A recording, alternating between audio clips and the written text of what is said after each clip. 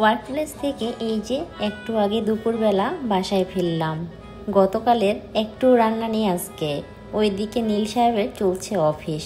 দুজনেরই লেগেছে ভীষণ ক্ষুধা, তাই চটজলদি ফ্রিজ থেকে চিংড়ি মাছটা বের করে ধুয়ে বেছে শুরু করেছি এদিকে ভাজা, আর অন্যদিকে ফুলকপিটাও কেটে নিচ্ছি। একসাথে রান্না করব, এক পদেরই এক রান্না।